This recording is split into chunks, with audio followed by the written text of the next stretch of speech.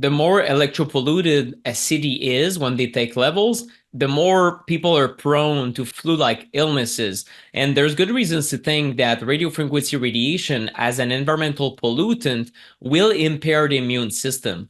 And it's not that much of a stretch, because if you look just at the studies around sleep quality, we clearly see that cell phones can impair our ability to sleep soundly because it will interfere with brain waves. Again, we go back to a bioelectrical component. Our brain needs to go in certain cycles while we sleep, and it displays these brain waves that we can measure. And when researchers looked at it back in 2008 and even before that, but in 2008 there was a set of studies in healthy participants who do not necessarily feel like they have bad sleep. These are not autoimmune patients, or these are not electrosensitives, just healthy men who try to sleep with a phone next to the head. 30 minutes of exposure was basically led them to have a sleep onset delay of 1 hour. In other words, they were insomniac for an hour after that exposure. So it looks like it's really preventing the brain from doing its job right and falling asleep. Instead, it's keeping you in a state that is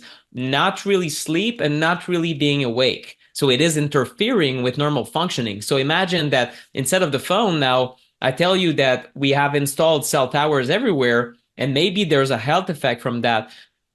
Well, it's not that much of a stretch to think that we maybe are impairing the sleep of the entire population in cities more so than in the countryside because of the densification of this electrosmog, so to speak. So I think there's many reasons to think that it is becoming harder to keep a good immune system in a city where this electrosmog is higher compared to back in, ancestral levels that we had a few generations ago.